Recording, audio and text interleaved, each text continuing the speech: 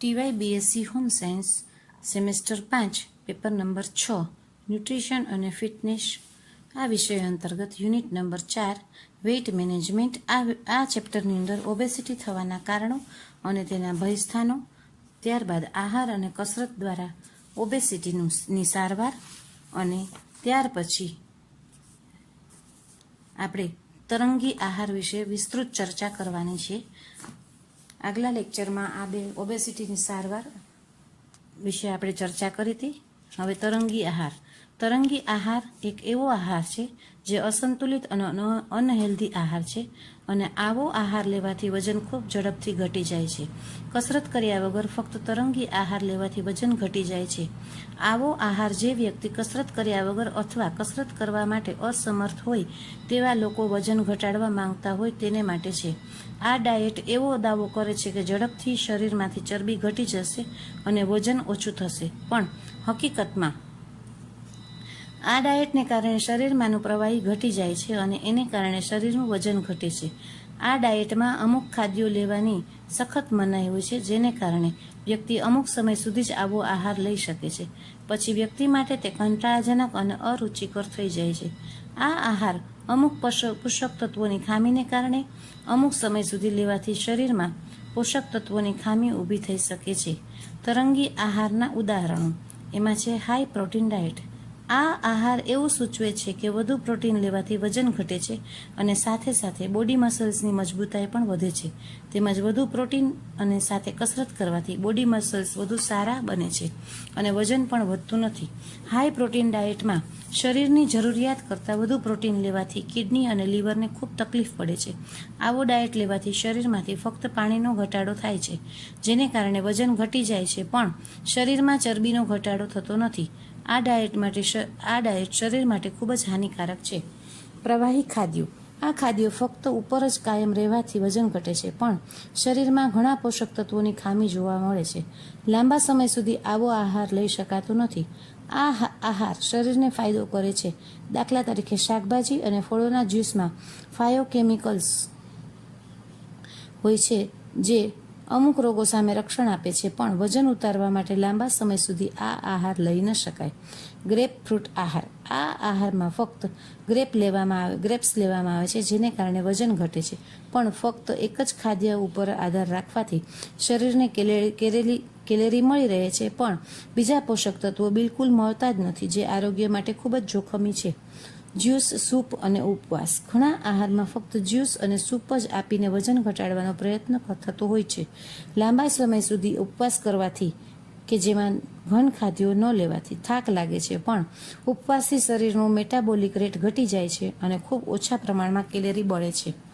Food સંયોજન આહાર. કોઈ પણ 2 કે તેથી વધુ ફૂડનું સંયોજન કરી લેવાથી શરીરની કેલેરી બંધ કરી શકાય છે, પણ આ વિધાનના કોઈ સાયન્ટિફિક પુરાવા મળ્યા નથી. આવા આહારને કારણે પાચન ક્રિયામાં તકલીફ થઈ શકે છે અને ડાયરિયા થઈ જાય છે. કોબી-ક્રેઝી આહાર. આવો આહાર ફક્ત શરીરનું પ્રવાહી ઘટાડી શકે છે. લાંબા સમય સુધી આવો આહાર લઈ શકાતો નથી. તરંગી આહારની સંભવિત સમસ્યાઓ. ક્રોનિક બીમારી જેમ કે હૃદયરોગ, કેન્સર, બ્લડ પ્રેશર અને ઓસ્ટિયોપોરોસિસનું જોખમ વધી જાય છે. આવા આહારમાં વધુ ફળો અને શાકભાજીનો ઉપયોગ થવાને કારણે અન્ય ખાદ્ય જૂથ જેવા કે ડેરી પ્રોડક્ટ અને અનાજની આહારમાં ખામીને કારણે ઘણી ક્રોનિક બીમારી થવાની શક્યતા વધી જાય છે. હાઈ પ્રોટીન ડાયેટ લેવાને કારણે શરીરમાં કેલ્શિયમની પણ ખામી જોવા મળે છે, જેને પરિણામે ઓસ્ટિયોપોરોસિસનું જોખમ વધી જાય છે. ફિટનેસમાં ઘટાડો. ખાસ કરીને ખોરાકમાં કાર્બોહાઈડ્રેટની ખામી થતાં થાકના લક્ષણોમાં વધારો થાય છે, તેમજ શરીરમાં પ્રવાહી અને ઇલેક્ટ્રોલાઇટની ખામી ઊભી થાય છે. શરીરને સૌપ્રથમ શક્તિ માટે કાર્બોહાઈડ્રેટની જરૂર પડે છે. જ્યારે તમે પૂરતું કાર્બોહાઈડ્રેટ ખોરાકમાં લેતા નથી, ત્યારે તમારું શરીર લીવરમાં સંગ્રહાયેલું કાર્બોહાઈડ્રેટ ખેંચે છે. ત્યારે આ પ્રક્રિયામાં પ્રવાહી અને ઇલેક્ટ્રોલાઇટનો ઉપયોગ શરીરમાં વધુ થાય છે અને લો બ્લડ પ્રેશરની અસર વધુ દેખાય છે.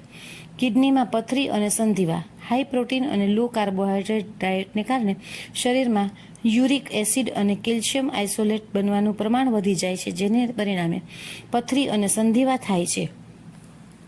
કીટોસિસ. લો કાર્બોહાઈડ્રેટ ડાયેટને કારણે શરીરમાં કિટોસિસની પરિસ્થિતિ જોવા મળે છે. શરીરની શક્તિની જરૂર પડે ત્યારે સૌ પ્રથમ કાર્બોહાઈડ્રેટનો ઉપયોગ થાય, પણ જો કાર્બોહાઈડ્રેટની ખામી હોય તો ચરબીનો શક્તિ માટે ઉપયોગ થવાથી કિટોસિસની પરિસ્થિતિ ઊભી થાય છે. વેઇટ રિડ્યુસિંગ ડાયટ માટે આહારકીય આયોજનોના સિદ્ધાંત: ઓછી કેલેરી, સામાન્ય પ્રોટીન, વિટામિન અને ખનિજ ક્ષારો, ઓછી માત્રામાં કાર્બોહાઈડ્રેટ અને ચરબી તથા જરૂરી માત્રામાં પ્રવાહી અને વધારે રેસાઓ ધરાવતા આહાર ઓબેસિટી ધરાવતા વ્યક્તિઓને આપવામાં આવે છે. શક્તિ: સામાન્ય કાર્ય કરતા વ્યક્તિઓ માટે તેના શરીરના વજનના 1 કિલો દીઠ 20 કિલો કેલેરી અને સામાન્યથી વધારે કામ કરતા વ્યક્તિઓ માટે તેના શરીરના વજનના 1 કિલો દીઠ 25 કિલો કેલેરી આપવામાં આવે છે. પ્રોટીન શરીરના વજનના કિલોગ્રામ દીઠ 0.8 થી 1 ગ્રામ આપવામાં આવે છે. ચરબીમાંથી વધારે પ્રમાણમાં શક્તિ મળતી હોવાથી તેની માત્રા ઓછી આપવામાં આવે છે. ચરબી માત્ર જરૂરી પ્રમાણમાં આવશ્યક ફેટી એસિડ મળી રહે તેટલા વનસ્પતિજન્ય તેલના સ્વરૂપમાં આપવામાં આવે છે. કાર્બોહાઈડ્રેટ: વધારે પ્રમાણમાં કાર્બોહાઈડ્રેટ ધરાવતા ખાદ્યો જેવા કે બટેટા, ચોખા વગેરે આપવામાં આવતા નથી. સંકીર્ણ કાર્બોહાઈડ્રેટ ધરાવતા ફળો અને શાકભાજી આપવામાં આવે છે, જેથી કરીને આહારનું કદ વધે છે અને સંતોષનો અનુભવ થાય છે. વિટામિન્સ: ઓબેસિટીમાં ચરબી ખૂબ જ ઓછી આપવામાં આવતી હોવાથી તેમાં દ્રવ્ય વિટામિન્સની ઉણપ લાંબે ગાળે ઉત્પન્ન થાય છે. આથી વધારાના વિટામિન્સ ટેબ્લેટના સ્વરૂપે આપવામાં આવે છે. ખનિજ ક્ષારો: સોડિયમનું પ્રમાણ ઓછું આપવામાં આવે છે, કારણ કે સોડિયમ શરીરમાં પ્રવાહીને સંગ્રહી રાખે છે, પરિણામે તેની વજન ઘટાડતી વખતે આડઅસર થાય છે. પ્રવાહી સામાન્ય પ્રમાણમાં લેવામાં આવે છે, જેથી કરીને તંદુરસ્ત કિડનીઓનો નિકાલ કરી શકે છે. આ ઉપરાંત જમ્યા પહેલાં 1 ગ્લાસ પાણીનો લેવામાં આવે તો આહારમાં ઘટાડો થાય છે અને વજન ઘટાડવામાં મદદ મળે છે. આમ આપણને જુદી જુદી રીતે વજન કેમ ઘટાડી શકાય તેની જાણકારી મળી. આ વિષયમાં આપણને વધુ પ્રમાણમાં શરીરનું વજન વધતું જાય તો કઈ રીતે તેને કંટ્રોલમાં લેવું તેના ફાયદા અને ગેરફાયદા પણ આપણને જાણવા મળ્યા અને કઈ રીતે આપણે વજન ઘટાડી શકીએ તેની વિસ્તૃત માહિતી આપણને આ ચેપ્ટરમાંથી મળી છે.